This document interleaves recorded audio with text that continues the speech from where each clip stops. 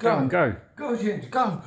He's going? I'm going. Guys, right, this vid is going to be a little lengthy one. It's going to have all the blind reacts. I wanted to keep it from the 5-hour long amazing Game Awards show.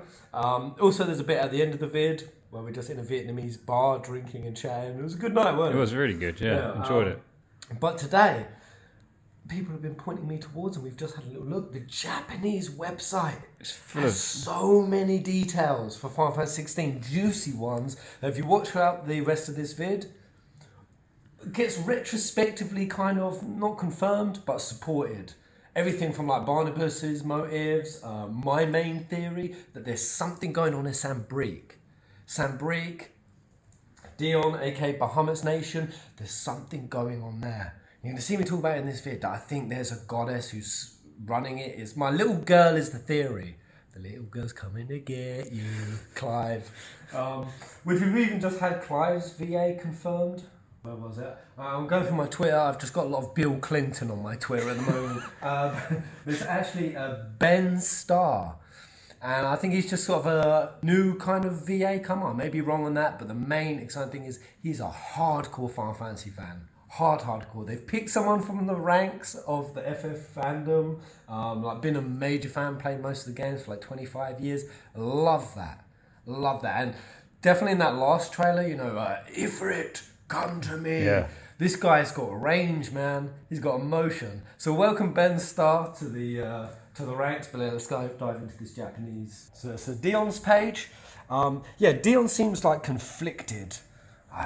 He's not necessarily in it with this war. And we're talking this video about him being potentially allied with Barnabas later. Well. His character profile tees up that there's something off with Sambrique. Tees up that potentially the motive for Barnabas, raising this entire other superpower to fight Sambrique is because there's something fundamentally wrong going on there. And here we go. Without Bahamut's deterrence, the people will suffer tremendous damage. So, Dion Asajj, Prince of Sambrique, Supreme Dragon Knight, loved by his people. He has bards singing his tales. Apparently they sing when he enters battle and stuff. However, a disturbing shadow hovering over his homeland is about to cast a shadow over his shining wings. The little girl's an evil deity goddess. We're going to have to go and mush her up later on. I'm telling you, man. To see that was a really cool confirmation. Might as well quickly cover the other characters while we're here. So Torgal is our Dogo. We even see in the combat section of this, Torgal's going to be with us a lot. I think he can do attacks as well as heal Clive. I think we're going to actually be able to control that. Seen him a lot in the last trailer, didn't we? Yeah. Shouting around, which good is boy always Torgal. good. And look, you click Boyhood. Boyhood Torgal. Little Torgal. The Boyhood is a bit funny though, because with Jill Warwick, whose quote is, "I will live to protect you." It also says Boyhood for her. That's the thing. This is like a Google Chrome Translate. So it ain't accurate. But yeah, once again, she's like a sibling to the Rosaria family, kind-hearted person who understands them. However, she is at the mercy of a checkered fate. Yeah, we've kind of even mentioned in this video about to watch, what is it? We discussed what is it they hold over Shiva, and it's clear that they keep some captives and whatnot. It's just Jill is a good girl.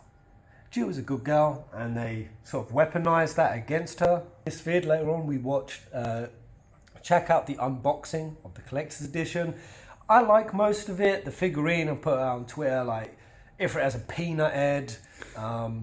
Not so keen on the figurine. I like what they've done. I like the shape of it, but a bit too glossy. Some parts of it just, personally for me, not to shit on anyone's hype for it. Oops, demonetized. If you're after it, but for me, I wasn't a massive fan. But what I did like was the box, with a Diablos-looking tingamajig, and the steel case, which was curious because it had Clive's shield.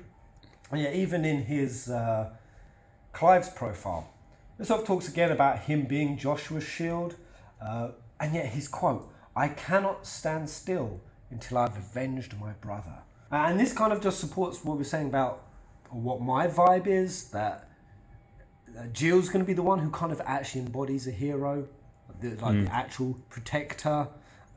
Because they're both going on this mission side by side. It looks like mostly it's Jill, Clive, Torgal, and Rama, and they're going to destroy the Mother Crystal. Now, I got really caught up on this phrase. Me and Ginger, we were going back and forth because they keep saying that Clive's duty is or his mission in this game is to destroy the Mother Crystal.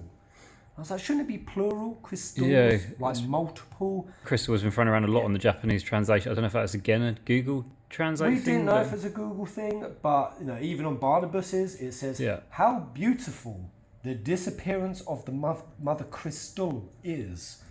Barnabas, he stares at the chaotic Philistia with a chilling eeriness in his eyes. So we're like, what does that mean? What does that mean? Well, if you go over to the story section quick, it actually says that Mother Crystal is kind of a term they're using for the continent, Philistia as a whole. So, so bearing a harsh fate, Clive eventually learns the truth about the world and sets his sights on destroying the Mother Crystal. Now, we do see in an image, and we even see Jill in one shot, going to the Iron Kingdom. She's at the foot of the crystal.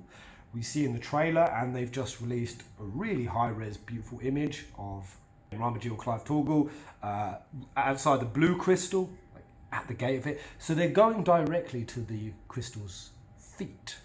I'm like, what is it? Is it to destroy those? No, to free this world? No, the trailer, even in the earliest day, said this is about bringing an end to the reign of the crystals. It is over. Philistia is a huge crystal mass that exists in various parts of the earth. Like a huge cluster of it. Like maybe the actual very foundations of the nation itself, and the crystals that the nations flock to are like offshoots of it. So the crystals that come out of the ground are it's not an actual, they're sort of sticking out of the ground, and it's actually encased around the earth they're living on. Yeah, and maybe to destroy the whole, they have to go and destroy the singulars. That's the impression I get. They got to do it because the Mother Crystal, due to the ether that filled it surrounding, the country prospered, people used magic, lived in peace, with each country possessing a huge chunk. And it's this term again, we see this on Rama's character, the term black belt. Yes, so the world is precariously balanced. Yes, the world had become a black belt until you get caught. I feel like that is mistranslated, but definitely the black belt. So we're like, what does that mean? What does that mean? Here we go, guys. It was true. I can finally say it without feeling like I'm leaking something. Sidolphus Telemon. He is our Sid. Rama's quote being, I am, people can be people, regardless of their status. I want to create a place like that. That's all.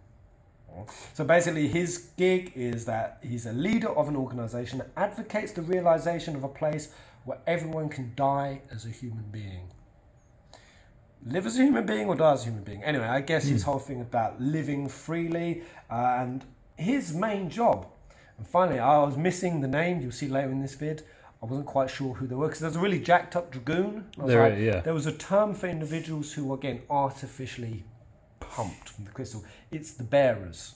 And that Sid, his main role is that any bearers or dominants who have been persecuted, he basically goes and protects them. He's a protector of them. So the fact that he interjects in just as Clive is being sent to get Shiva's dominant, only the dominant, prime spot for him to jump in. But it's bearers as well as dominants he protects. Because the bearer description says that there are certain people in the world who are able to wield magic from a young age. Does this throw in then that maybe these bearers are also inflicted by the concretion as well? It's not just dominance? Could be. Because we see this, there's this guy surely anyone who uses ether could be affected. So that's why we were kind of thinking that the stone figure was Rama. I was like, well, how's that going to be the case if they need to get the whole host on track? How's that going to happen if Sid dies off early? I think that was a misdirect. Whether it was a previous Rama statue or even just the bearer who Sid tried to protect and help. Makes me even wonder that huge guy who's in our party carrying Jill. Why is he with Sid? Yeah. Is it because he's a bearer as well? And is that why he's got his unnaturally large frame to him? Hence the massive dragoon. See, I feel like there's something there. The other really cool, interesting detail is he knows Benedicta very well. Very well. There's a lot of personal little connections. We already knew about the Benedicta Hugo one. She's going to come into his life, and it says his life will get greatly disrupted when he meets Benedicta. He's going to throw it all. His quote being, "At least I'll show it off to you guys in the Iron Kingdom." Which makes sense, because we did see that fight. Like, it was Dalmec versus Iron Kingdoms. Yeah. That's why it's Titan versus Shiva. So yeah, he hates the Iron Kingdom. Benedicta's quote being, "You are the only one who has pity on me, Sidolphus." And it just goes into more. She's had a really traumatic, dark, conflicted backstory that's made her cold and brutal. She has a chance encounter with Clive, who is chasing the Black Ifrit. So they're describing it as Black Ifrit. Now we're saying dark. I don't know if Black Ifrit, Black Belt, because that's the other detail with Sidolphus. He's doing research into the Black Belt, which we immediately thought, oh, is that just the Blight? Is that the Blight? On the map, like there's black sections of it, and some of them, there's like a belt of it, like a line of the Blight. So is Sidolphus trying to bring life back to the world? Are you trying to find a way to rejuvenate it? Which, if that's the case, the big parasitic question mark Earth Titan thing, which I think could just be a primordial, kind of backs up my idea that that's just a primordial that is like a parasite, draining the life or the ether from the planet. And that Roma or Sid would send Clive to dispatch of it, and then that would re-nourish the planet. I don't know.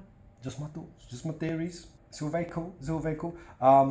But yeah, just on that part about sort of protection, because it's curious, we have that terminology of protect, Joshua's shield, and then on the flip side, it's about destroying the Mother Crystal. And the latest trailer being revenge, where it's Clive saying revenge. Like, sometimes I control it. I'm not sure if I control it or it controls me. It's a weapon. He doesn't know which way it works with him. Even his quote is, "I cannot stand still until I've avenged my brother." And yeah, just on that steel case, the shield as well, like turning to fire as well. We actually haven't seen him use a shield yet in the combat, though, have we? It's not something we've seen. As I'm guessing, you might be get different weapons in the game, because on the pre-order editions, the collector's editions, you get different. There's different items you can get. Yeah. So maybe weapon swapping is going to be a thing as well.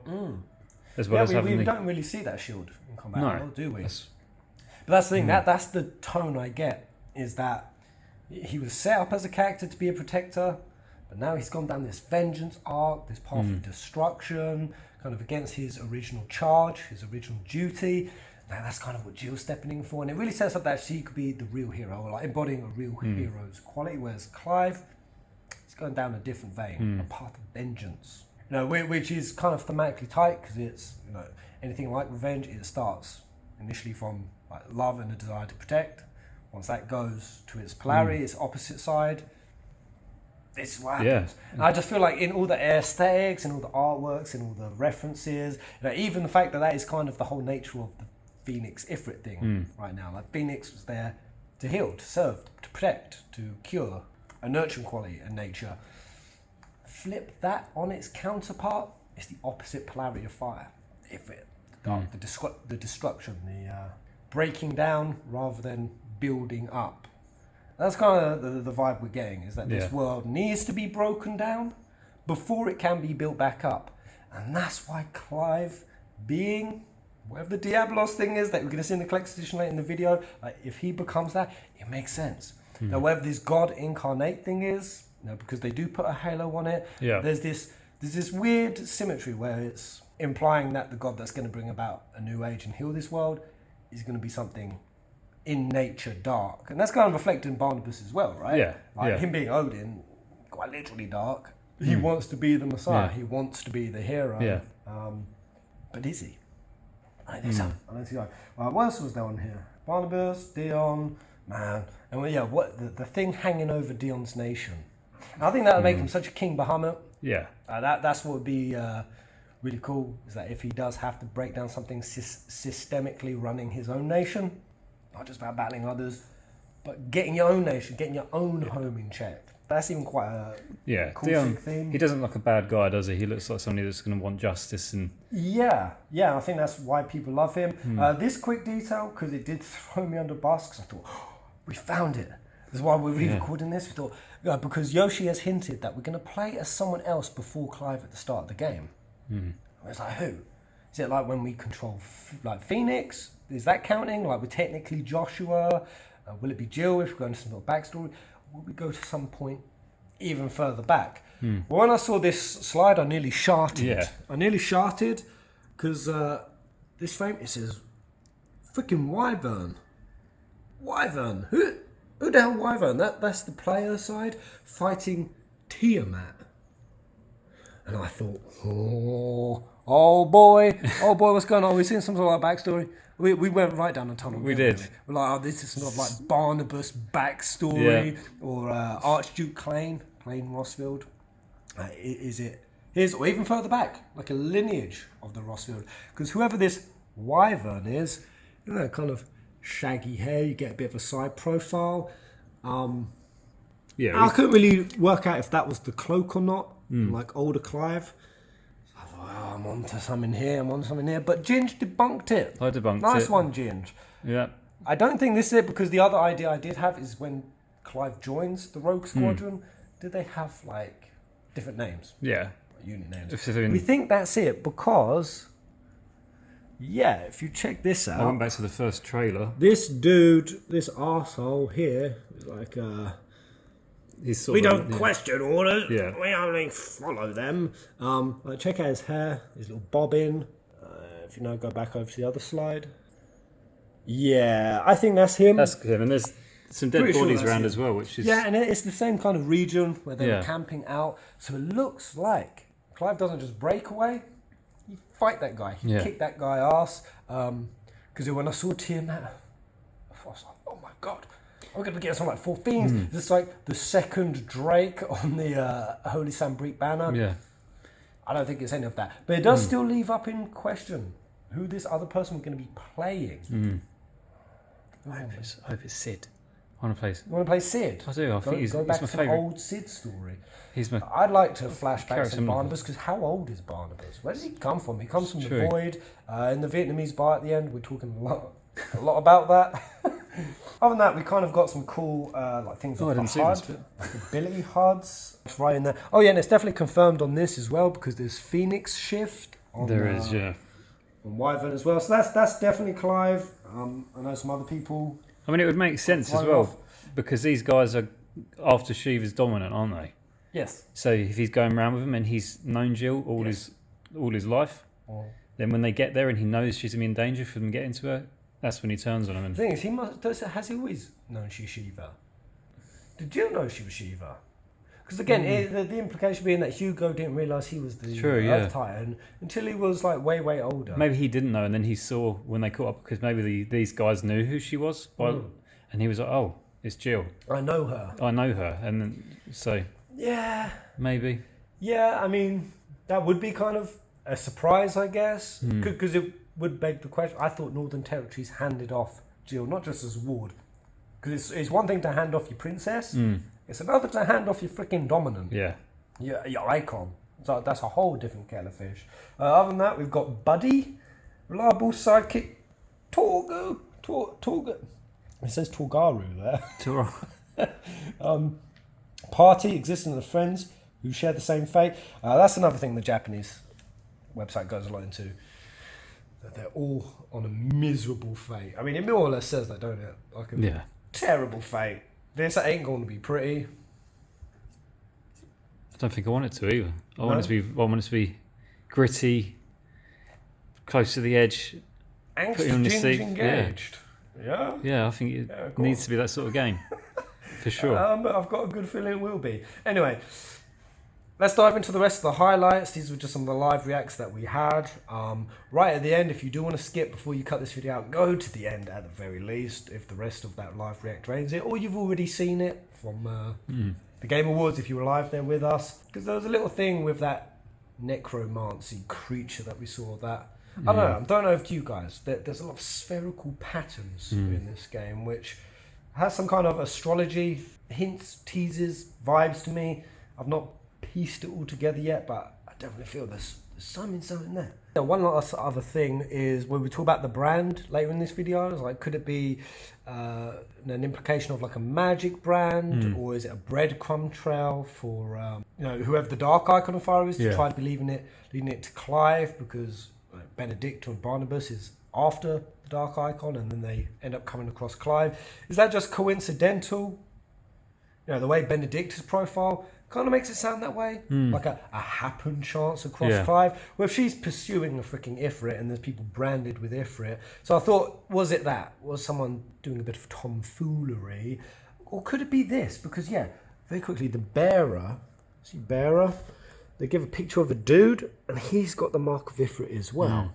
So again, these are people who are naturally gifted. Yeah. When you look at the fact that Tiamat in that combat shot there, that other dude, he's got some sort of like blue energy waves coming out. He does. So is it just are they marking anyone who is a magic user with the mark of Ifrit?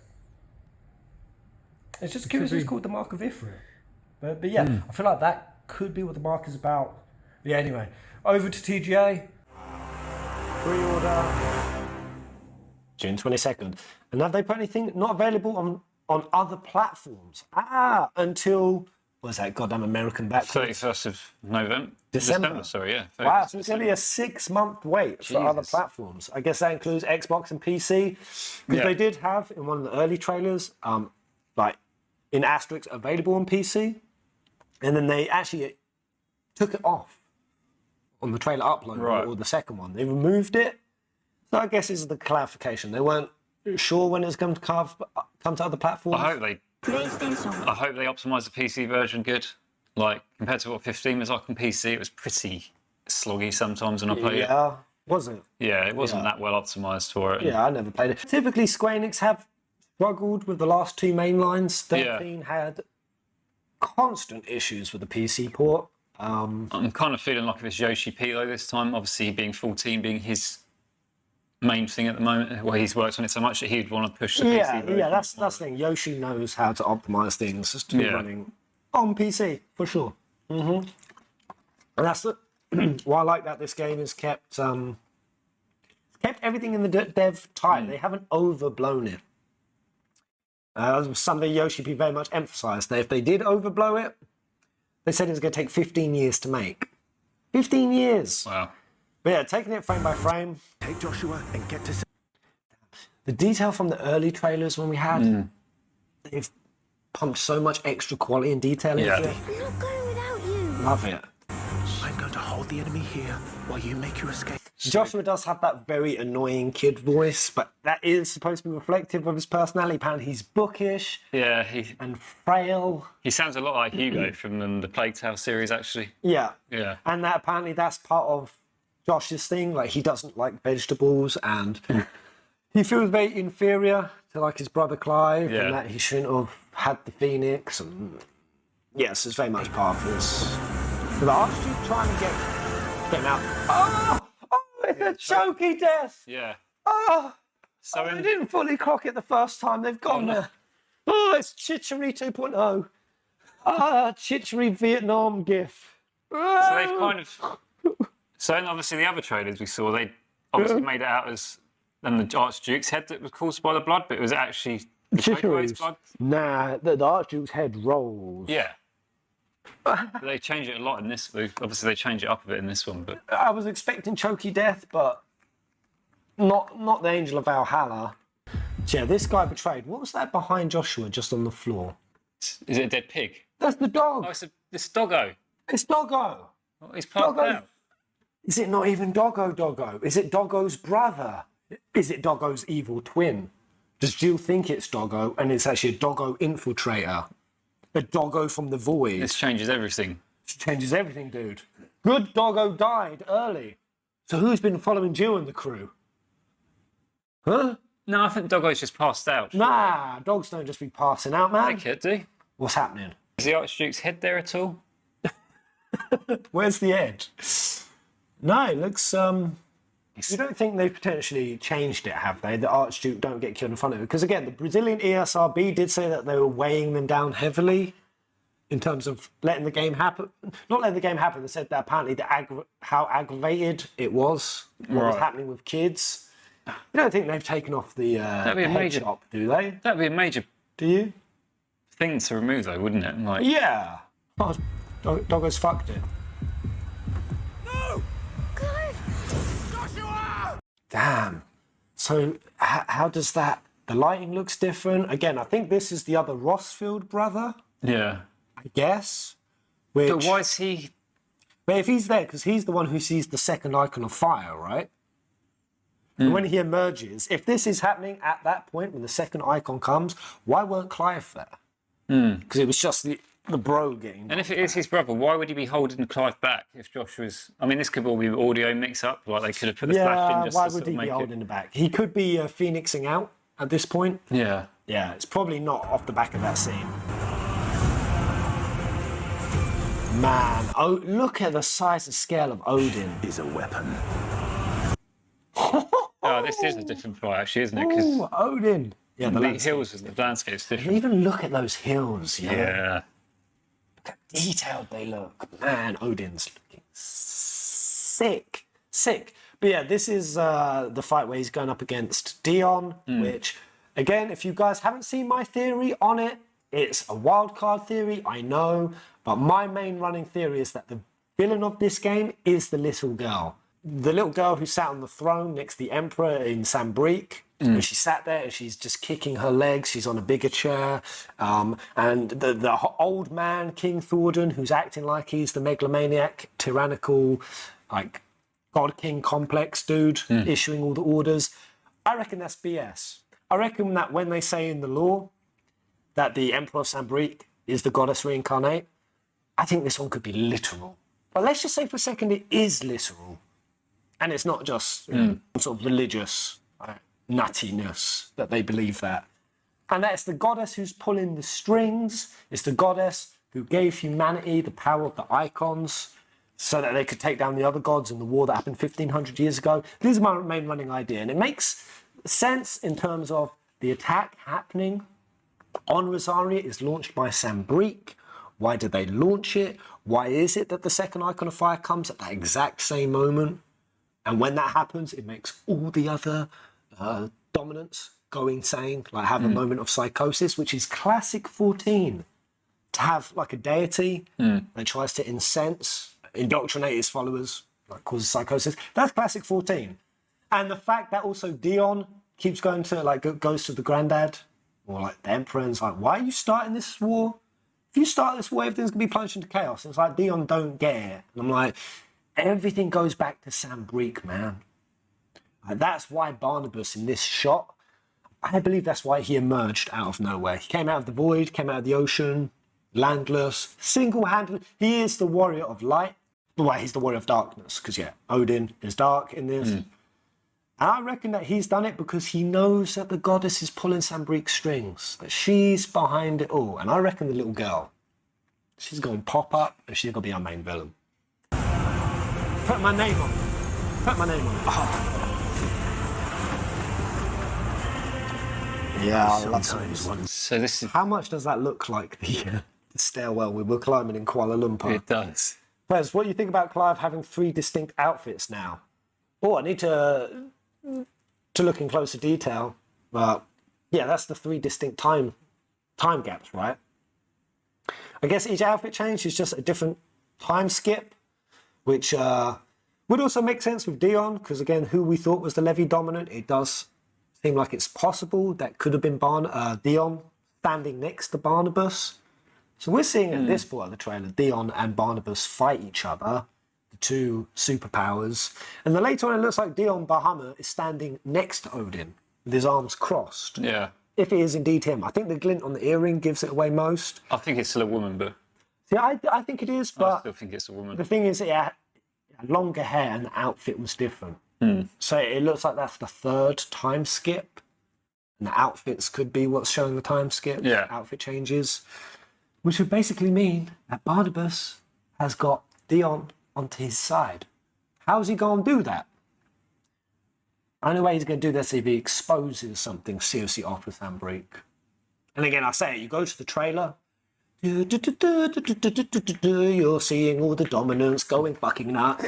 Then we're going through some neural fucking networks, buzzy, buzz, buzz, bam, bam, bam. And then Benedicta opens her wings. Yeah. She's got blue eyes and there's a goddess statue right behind her. And See, like, the way I have that theory. I'm kind of feel like I feel like out of a lot of the dominants, Dion's gonna be one of the ones that gets sacrificed earlier in the game. Personally, I'm most interested because I feel like he's going to be against Sambrique's sort of motive and that, and he's going to die for it, and it's going to be it's going to be a very powerful moment because he's going to be trying to fight for what.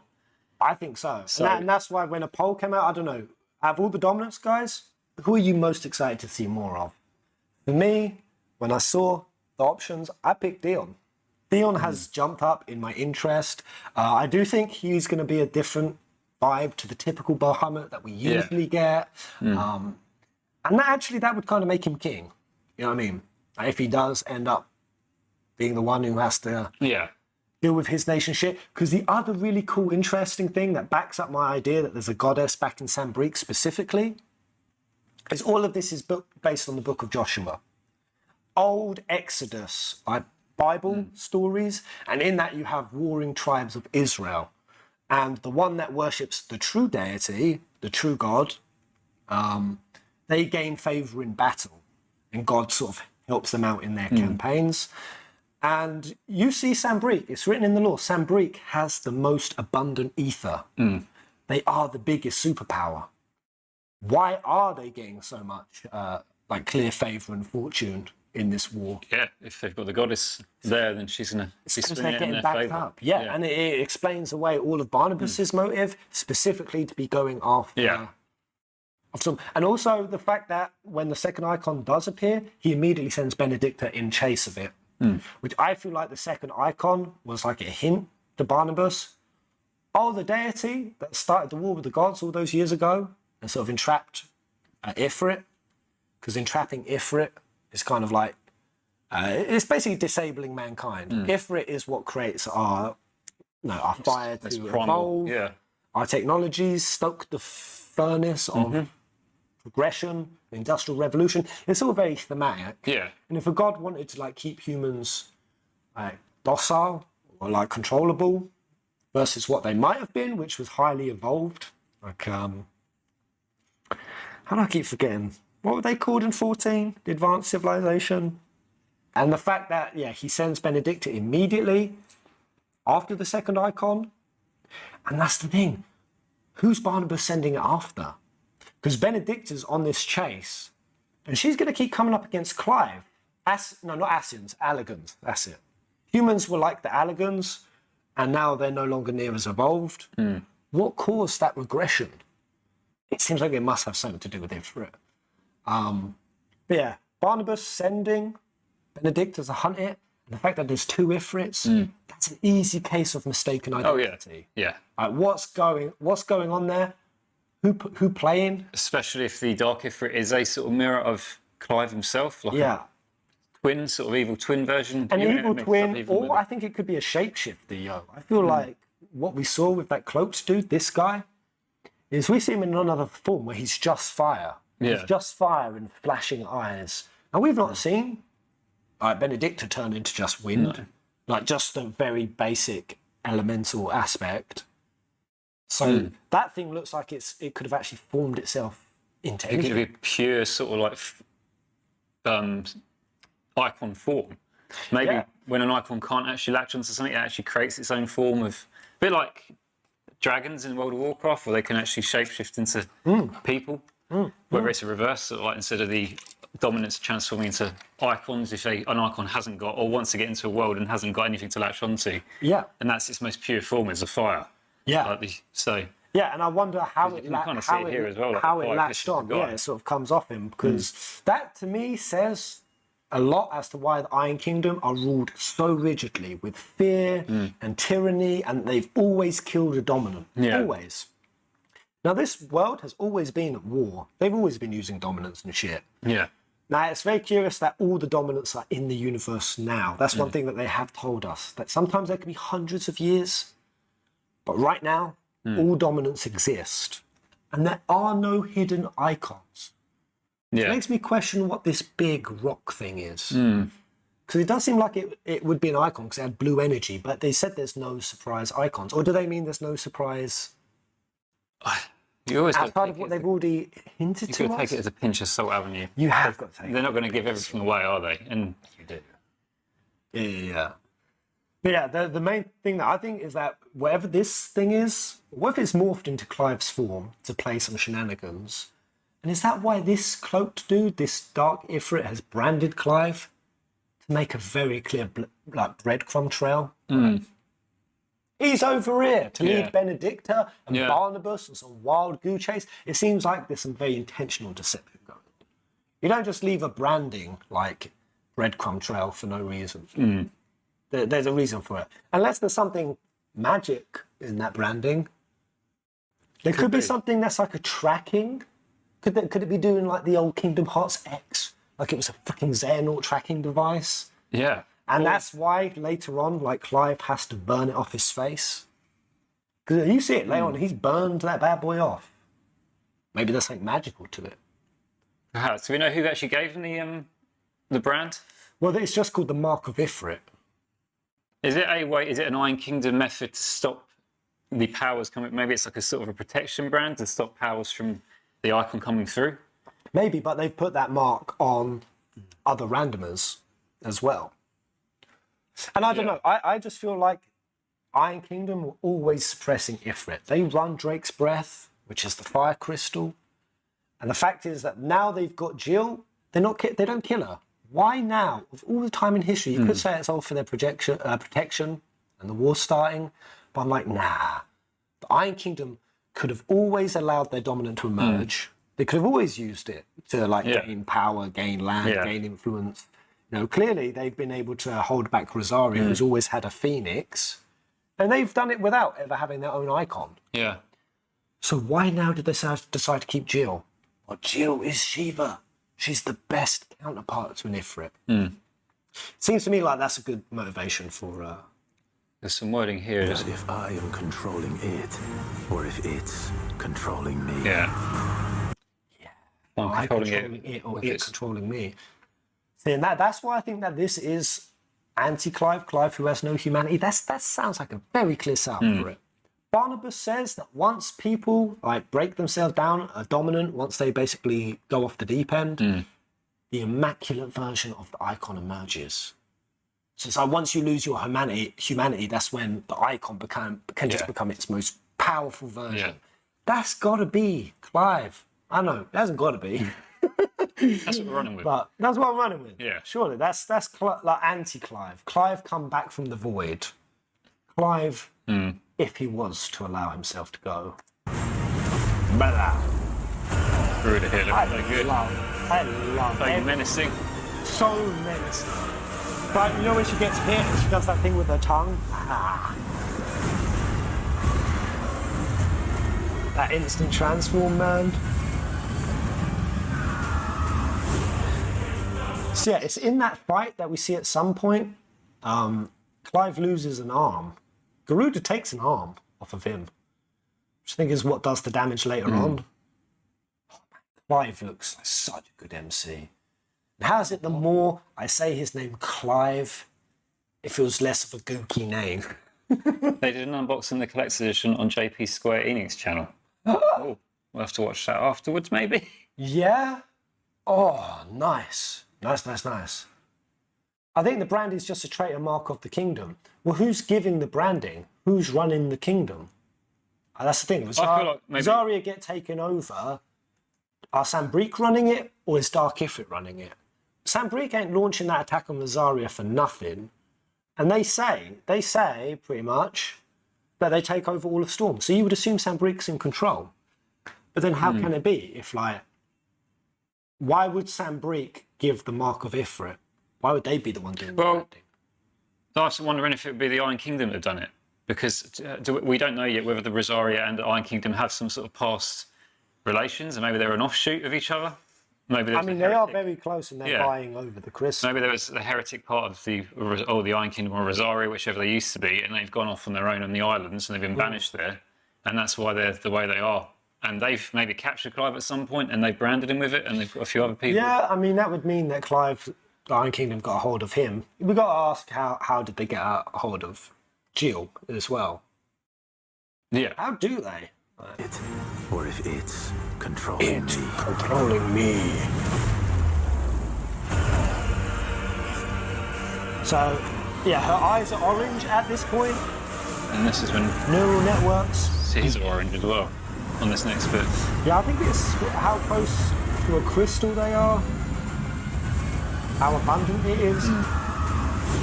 Quah! Crystal Dragon. It's got to be Crystalline Dominion. I still think that those guys, they're like the United Nations. They're there to unify, and everyone can go there. They've got the biggest crystal. Not the most abundant, but the largest. And it looked like on the map next to Crystalline Dominion, there's like a subterranean hole in the ground. I don't know if that gets opened up with the atomic bomb. I reckon there's some underground experiments going on. I reckon that's where we are right now. Like what if they're trying to create icons? Like, and this dragon is one of the trials of it. This is such a cool area. This is an underground subterranean area. And I think this is Yeah. this crystal here, this bit in the back behind the gates is something we've seen. There's a chamber in the We did. Yeah. We've seen this in the book of Joshua, which the book of Joshua, when I say that, it's because it literally is the book of Joshua. It's not just the book of Joshua in the Bible. Yeah. We've seen Joshua's name actually written as the author of the book, Yeah. which we said that's why Joshua has to be alive. And he freaking is, man. Like, what's that dragon? It's like it's got koal, like whiskers. But are they trying to create some sort of abomination? I love Dogo. Yes. I love Dogo. You know what you should do, Square Enix? You should kill Dogo No. for Not emotional more dog impact. death. That's... Guys, can we just take a moment to just appreciate Jill? Look at Jill's outfit, dude. Just with the off, like Clive's got the off cloak. Do you reckon she's like, you know, Clive, that looked pretty dope, Yeah. bro? I'm gonna have like an off skirt Just... because it's on the same side. Her outfit looks so good, man. I can't help but get Stella vibes. Does anyone feel a bit stellar-y, a bit Stella-esque? The dark, conflicted character, kind of sweet, lovely, very easy on the eyes. Can't see the guy on the left. So has it been? Oh, that's Rama's dominant. Oh yeah, so that's Yeah. that's Rama behind us. Yeah, kill Dogo. Yeah, Rama's chilling there. Yeah, Wow, so that the team. Wow.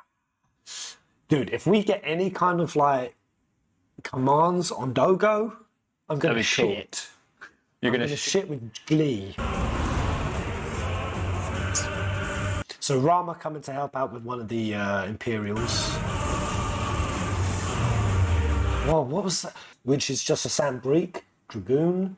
Look how big that guy That's is. a cool design. I'm loving that. How could Sandbreak have a unit this large? Do you think that's just a naturally huge dude? Or is that some unnatural stuff? 'Cause if so, Dragon King looking. well, that is really singing even harder King Thornton. The amount of parallels they're doing to Sandbreak, because in that, basically, King Thornton is very much seems like the Emperor. He basically ends up giving some of his powers to like his knights, and it creates Knights of the Round. Yeah. That guy is souped up on some like summon power, and it actually quite possible because Joshua can give some of his power to Clive. You can just give it. Oh no, what are they called? There was a name actually for some units when they actually mine the crystals, and once you've mined them, you can actually give like parts of the power to individuals Right. Okay. to magically enhance them. I can't remember what their name was. I don't know. I'm going to say the collectors, the grifters, the gophers. There was a specific name for individuals who get unnaturally jacked up. I get that guy looks like it. He's on some of that crystal meth. Boom. Boom. I hope they got some of those slow-mos. So at that point, he's also got Sentetsuku as well. So Maybe Barnabas dies pretty quick. I don't think Clive kills. He doesn't have to kill them for his power, for their power.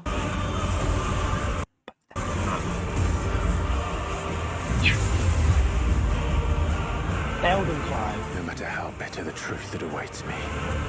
See, that's okay. There was Orosite and Magicite, which worked kind of like that. Yeah. Orosite and Magicite. Orosite, or was it Magicite? That's one kind of, that's artificially manufactured.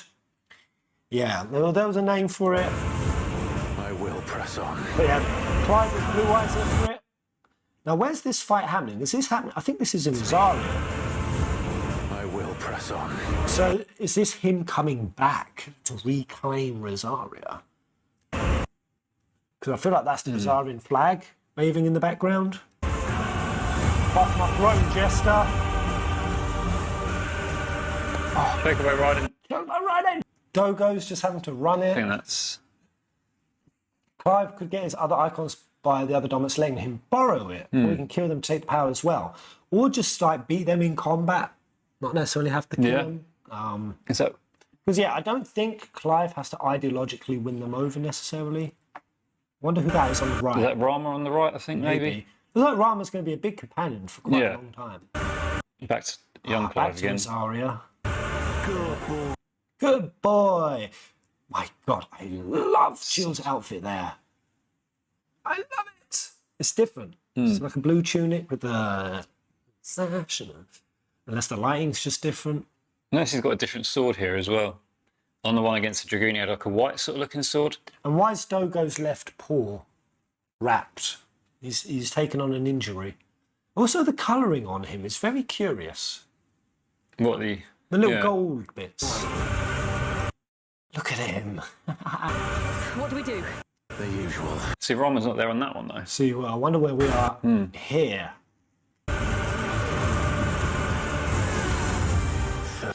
Here we go. So Joshua's back. 13 years I've waited for this chance. 13 years I've waited for this chance. But why has he not aged? Yeah, I was just about to say.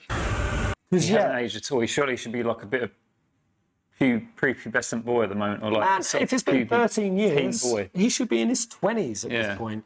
So, when we said in our theory that he was caged in some sort of like sub-reality or something, I don't know if they're going to do metaphysical sub-realities, but basically we're saying like if Joshua is trapped somewhere, because it shows in the artwork, like hidden inside, and that, that's when Joshua must do the writing of the book in that space. Unless this is just some sort of dream, or now we're in some sort of cavern. And you've got the big Do wind. you think like Phoenix is just there, like shackled up or something? Like, what if we're inside whatever the final like godlike being that's going to emerge? Yeah. Because on the artwork, it's housed within. What if we see Phoenix all chained up, and Joshua can't go too far from its proximity? 13 years I've waited for this chance. What's that? What's that? Oh, that has some grisly ass face on it. Is it Hojo? It's Hojo. Be dying today. Oh, where's that? Come to me, Ifrit! Oh my God. Yeah, that's Dark Titan, man. Yeah, that's not. Unless Hugo goes seriously off the deep end. Which I think he could, because That's. Oh my God.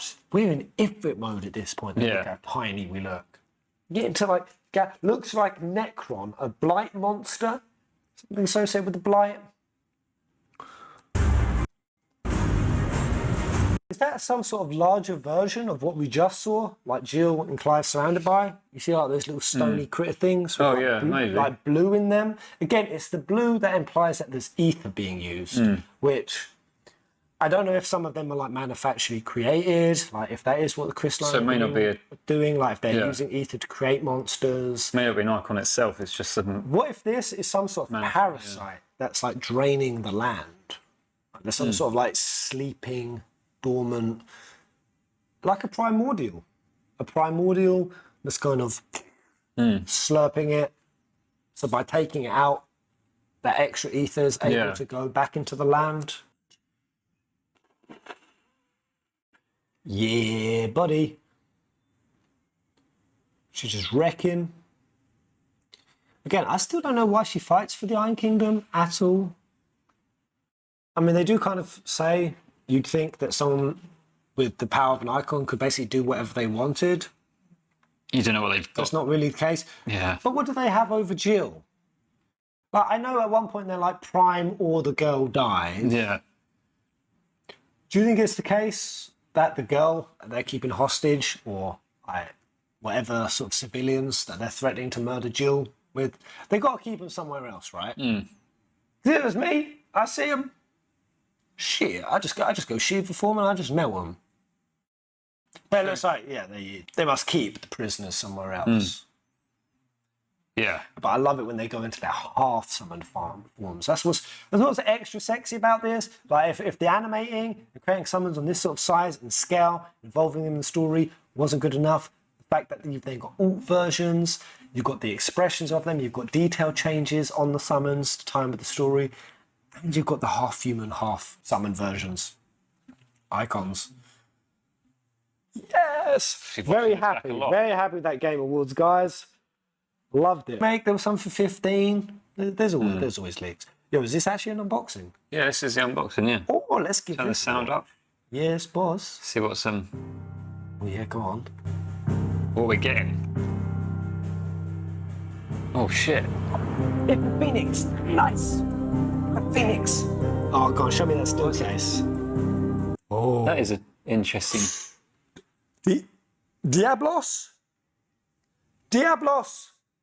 That's a freaking Diablos if I did see it.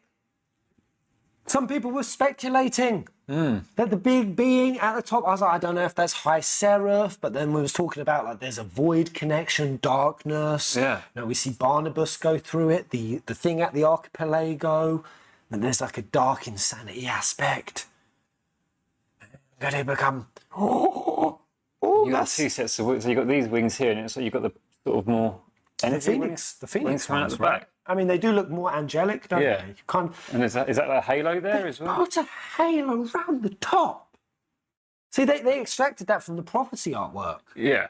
The prophecy artwork only showed it on the on all of the dominants, And you've got which gave this whole implication to me, at least, that part of this. I keep calling it the heavenly host. Yeah. The heavenly host was what they called it in 15. I think they just call it the host.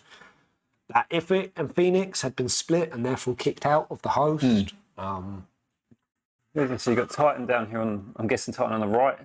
You see, and that does no surprise icons. Well, that's the thing. We don't know if you can call that an icon, but I do agree. I still think that was a BS And what's this? pinch of salt comment. You've got this sort of energy ball at the top. Is that maybe referencing that? I know it's blue, but that orange sort of star we see. Do you think, or is that? Maybe there is something up in the sky, or like a red dot. And you've got Bahamut. I'm guessing on the right here. There's more, and you've got. You've got Levi's tail, or is that? That's the head as well. The Leviathan's Oh my head. God, that's clearly Levi. Yeah, the head. And then Titan at the bottom. And you've got Phoenix. Yo, wings. you're telling me that Levi ain't going to be appearing. You're telling me Levi ain't going to be appearing. We do see Barnabas go under the sea. Under the sea. Under the sea. But I was thinking, like, will Barnabas go down there and like just see the remains of Levi? Or will he get the dominant? To put this host on track? I mean, you have to put the host on track. The prophecy says that when all of these icons come together, it will summon God incarnate and bring about a second coming. Yeah. That's the second coming. That Diablos is the second coming, and the artwork of it is making me come. I'm coming. It looks so cool. So Levi has to be alive in the game. Ice Leviathan, where are you, dude? Where are you? And if Leviathan is alive, then she's clearly from the Northern Territories. Clearly. Yeah. the sunken ruins, the missing crystal. The crystal that we do see that has like fins on it and stuff. Yeah. No? Which would explain how the Northern Territories can survive, and Jill is the princess of the Northern Territories, so it's royal family, so Leviathan would be related to Jill. Missing sister? I don't know, man. I don't know. Feels like it to me. Dude, that's so cool. Oh, God, I'm going to have to get it, but I'm travelling. How can I... Get us back to the UK. I'm going to have to go back to the UK by June. Let's get Jay to buy it on Amazon for you. I'm going to go back to the UK in June. I'm going to have to... That is... How do I feel about it? I'm not sure, actually. I'm actually It looks a not bit sure. plasticky to me. It does. The colours look a bit off on Ifrit, especially. It doesn't look as granular and earthy as I'd like. I mean, it's pretty, but Ifrit holding like Phoenix like a bird. I don't know, man. And even that base looks a little bit whack, to be honest. I see what they've gone for. And like in terms of the actual shape of it, incredible for a sculpture. Look at those horns. Look at parts of those wings. Look at parts of the tail. There are so many parts on this that I could snap. And I will snap. He will. He will. No. Well, I like to play with my toys, yeah? I don't just like keeping them in a box and stick them on the shelf. I like to go... I don't know, it's just some of the colouring of it. It's a nice statue, but Yeah. Maybe if it lights up, then it'll grab it. if his head looks so freaking tiny, he looks like a pea head. He looks very hench, like- body-wise. It's like his shoulders. Like, he's got that J. Cutler fridge Dude, thing. it's a symbolism for the lore art. I mean, the box art. I mean, it is. Of course, yeah. it's symbolism for the law. Yeah. I mean, everything with the purple fire and the red fire and how the logo is built into a flame. It just could have. This entire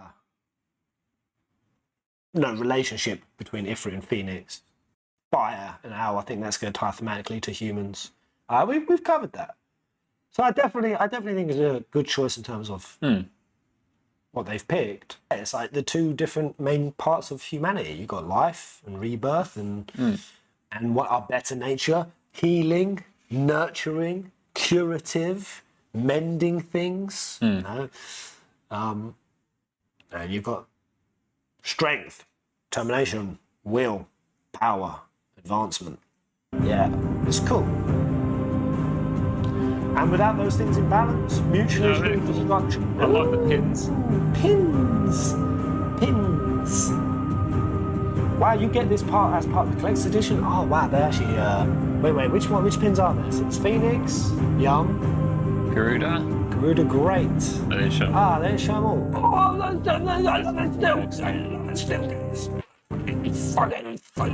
This won't come in. I guarantee you the disc Was won't come. Leviathan on there? I just need to check. So Levy is fundamentally missing. Gone. That's the thing. That tells me it's not just like, oh, we're leaving Levy as like a trick. I know, maybe they are.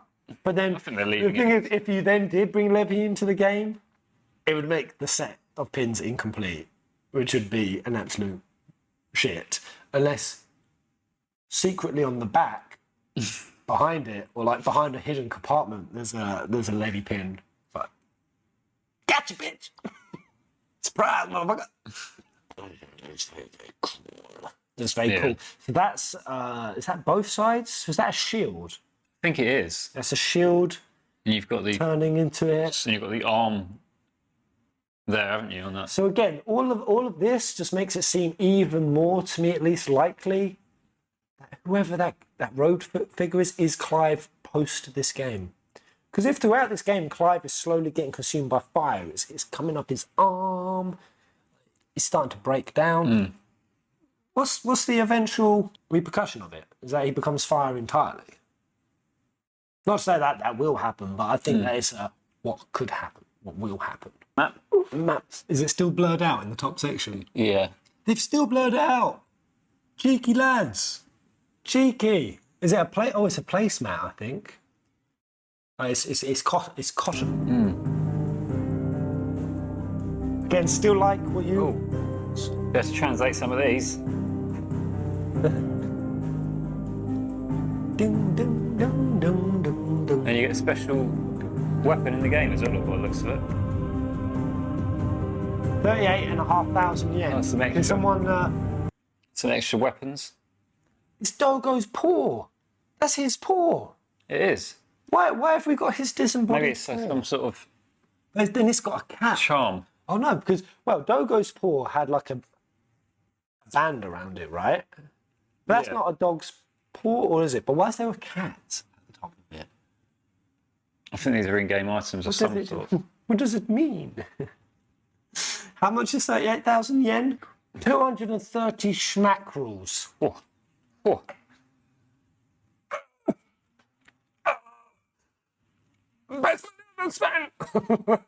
Ooh, that's a spicy little tag. Kate Sith charm. Hey, what do you think, guys? Is that a buy for you? Is that definitely a add to the collection? What a stream! What a hype! What a juicy little journey. That was fun. I enjoyed myself. I think Clive is universe dominant who can become Nikon use their power and Hood Guy is the for double. I'm sorry now. Why'd you bait me back in? Why'd you bait me back in? Well, you know what I think about that. We need to go, mate. Hold me back, dude. Hold me back. But there's law. The things I need to say. Bree's calling you. Bree's calling you. Wow, there we go. There's our breakdown for straight off the stream of the story elements. We're just taking a stroll around Vietnam and thinking a bit more on what the hell happened in that revenge trailer. Just off the top of our heads, we said that mind flayer thing. No, that zapped. Like, it kind of had circular tattoos. It does, And Ginger was like really thinking if that we've seen that anywhere else. I don't know, we'll have to match up now, maybe we're off, but when Odin, I missed his Zantetsuken, or Clive's one, so it looked like there was a circular runes, before the cut. Makes me wonder, is that some sort of void symbol? Because it did look like a void creature. It did, right? yeah. Just where like to anything, it'll be Barney Boy comes from. The other cool dropouts, takeaways, just gonna head into this bar. Such a lively city, I love it. Other jump outs, mostly with that crystalline Dominion Dragon, or at least I'm saying it like that's fixed, but it was in the book, and also when you look at the crystal, a large amount of it is subterranean. It is, it's hollow, and you can see in the background of the trailer, behind that gate, there is like that smaller, almost like sculpture shrine, which we've seen in the book. In the opening book of, in the book of Joshua, so we could just call it now that, guys, the book of Joshua. It looks like the guys have to go there, because why would they, it looks like they were going through that dragon that's guarding it for some reason. Yeah, so it seems like they are going to like the feet of these crystals, because we do see Jill Warwick, who her design, man, I've already said so it, good. But her design looks fantastic, man. She heads to Drake's breath, like foot of that crystal, whether that's for a revenge arc or whatever the purpose is. It does really seem like Rama, Jill, Clive, Dogo. It's like our main party, man. It does seem it's cool. It's a badass party, man. Such an exciting trailer. Such an exciting Game Watch I tweeted out. But more than 50% people voted that was an A tier stream. I would agree. 30% said B. So that's 80% saying it's B and above. Which that is not an easy score to get. Some cringy parts, but it was good. Yeah, there were some cringy parts. A crime boss. Those boys were pretty cringe. Not my crash. I don't not my crash. Oh god, crash was. Generally, when people come on and they're really nervous and stuttery, I find that endearing, if anything. Some of the pacing slowed down on the second half, and there's a lot of people complain about the ad breaks and the number of them. No, dude, whatever keeps shows like that pumping, because that's the best kind of game show we have had in a while. Yeah, for sure. We started getting beers involved. Let's go down the rabbit hole, son. Big chug. Cheers to 16. Cheers to the new gaming era. Cheers to the return of Final Fantasy.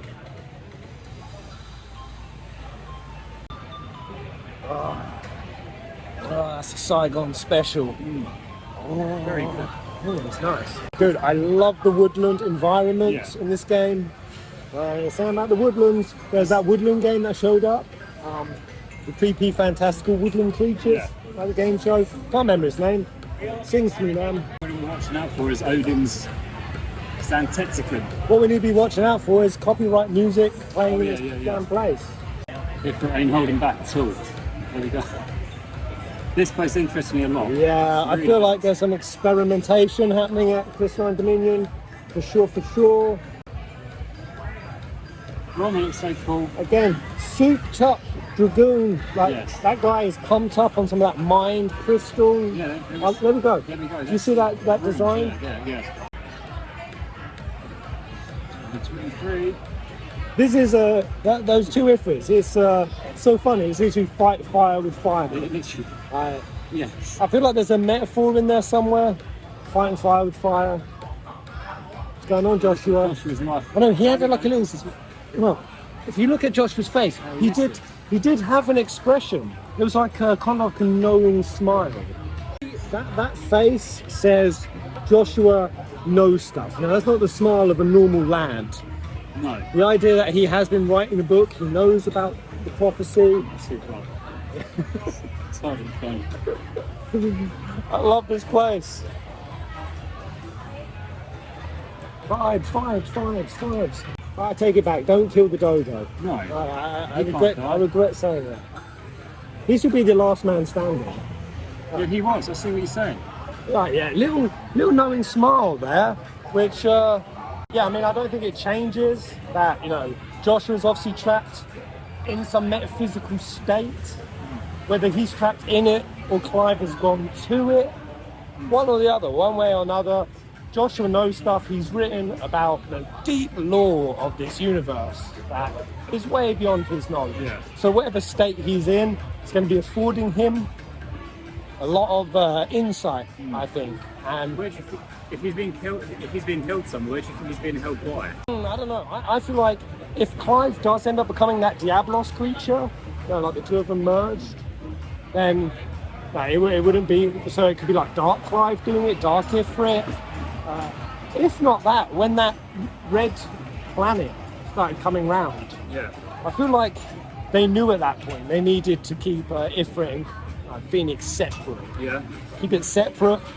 If it's like Dark Ifrit, like keeping him in an area, because I would think if there is a god that could come and bring about a second age, which it very much seems though that the host would fight the god. Do you know what I mean? Yeah. Hence the absence of the halo. But it's interesting that the box art gave the halo back. It does. Or at least And it's got two sets of wings that one of them look very angelic in nature. Yeah. Different colour. Which that to me at least shows that there's a hypocrisy going on. Yeah. I said that when the icons had the halos, I was like, doesn't always mean that they're doing the right thing. Yeah. Like this god incarnate could be Clive, could be the one that, again, according to the book of Joshua, both in the Bible and in the book of Joshua, it says that someone will come who will settle the score. They'll give the lands fairly, they'll split them evenly, and they'll bring about a peace where, just like the tribes of Israel, they were always warring over different territories, different lands, different resources, always wanting more, always wanting to shore up their protection, their own survival, rather than having your meager lot, living within your means, not expanding beyond into the luxurious, which is kind of the problem. If everyone keeps within their means, and that's something that humans find very, very difficult. They do. Yeah. And that was very much kind of the final message in the book of Joshua. It was that Joshua was here to get humans free from worldliness. That was the word, wasn't it? Worldliness. Yes. Worldliness being another word for materialism, which is too identified with the physical things, the physical pleasures, and that in doing so upsets the balance. So that's what I've got the feeling is going to be the role, and that by design is divine, is heavenly. Hence the halo being on the Diablos-like thing. And I feel like there is some being above that wants to stop that from happening. Yeah. And that's why I've got to think that there is a deity involved in this game. I'm so in on the Sambrique little girl thing. for sure. I think she has sent down Ifrit specifically to stop the Clive from merging. Just in Clive, he's an anomaly. He's not really the Ifrit. That's the thing. He is and he isn't. It's strange. It's peculiar. Yeah, let's see these rooms. Oh, Ginge managed to get the pause. Let's have a look. Okay. I think there's a similarity. There's a similarity, and there's a few other places we see it. The floor, when Jill and Clive are fighting those little crittery, clattery things. That's on a circular plate. It is. Barnabas. And you see Odin swiping his sword against Clive. It's happening on a disc-shaped platform. He's also got this weird symbol here as well. I don't know if you can maybe look into if this matches up to anything else. Yeah. That's almost like two sets of wings, isn't it? It actually does. That looks like it's it. Ooh, look. That kind of is two wings. I don't know if those would be like the horns. I don't know if that's another depiction of the big Diablos, God incarnate thing. But yeah, I feel like there is an association with circular patterns happening, which is very much horoscopy, cosmological. So the fact that there is a cosmological red dot up there, I feel like there's something happening planetarily. And you know, the fact that horoscopes, astral chart. Astral chart. It's all about, you know, when Mercury, you know, goes into Venus. It's all about the alignment. And the fact that there's an emphasis on all the dominants are born now. They're born now. Yes. I may be having to drop some cuts because of this goddamn music. But yeah, it feels like a very specific alignment has happened. Yeah. Maybe also, that's what that could be. I mean, in that rings there, do they represent the sort of like planets aligning? Like crossing over each other? Oh, yeah. Yeah. All happening in a certain sequence to bring it about. And that's the thing, whoever this long-haired, shaggy, ghoulish fiend is, does Barney know? Does Barney know him? I think he's got some You know what I'm connection. Some connection. Could be Barnabas himself. Yeah. Well, we better finish the beers and not get a copyright strike. Again, guys, Leviathan being on that box and not on the pins, you know, in the prophecy and the cosmogony. But the director's saying that there's going to be no surprise icons. It's all... I wouldn't count I don't know. Levy as a surprise dominant anymore. We've seen too many depictions in the artwork now that it's... I mean, if we're to take all of it on face value, is that Levy should be here, but isn't. Yeah. Which, like, maybe that is the twist. Is that Barnabas spends this whole game thinking he's going to unite all the dominants, goes to the bottom of the ocean, sees a big Levy corpse. There is no Levy. And it crushes Barnabas. It crushes his purpose. His Messiah complex. You know? Which was very much something that Moses went through. Yeah. That's a big part of the book of Exodus. It was Abraham, Moses, then Joshua. Moses did everything that God told him to do, followed his ordinances, and yet he didn't see Israel come to peace. In fact, he had to go to the east, Walod, go and do a bunch of terrible stuff to the Egyptians, kill their firstborn kids. And there was a moment in the story where Moses was like, what? Why the fuck are you doing this, yo? Yeah. I'm following everything you want me to do. And then he goes to west, frees the Israelites, goes west across the great river.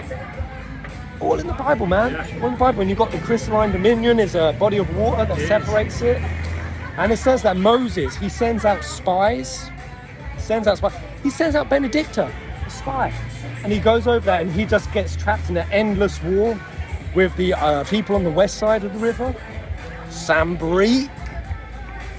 It happens. And ultimately he's not able to do what he set out, which was find the promised land and settle it. It didn't happen in his lifetime. I feel like maybe they're playing that with Barnabas. I think you could be right. I don't think Levy's dead though. I've got a feeling Levy isn't dead. Really? You're going with that? That's my take on it. I don't know where Levy is, but... Yeah. Oh, guys, I love it. It's really cool. Anyway, cheers to a great game show. Yes. Cheers to the fourth Dank Trailer, June the 22nd. Let's go. 3 days after my birthday. Woo! Very exciting, man. Cheers. Comment, like, and subscribe. See you on the next video.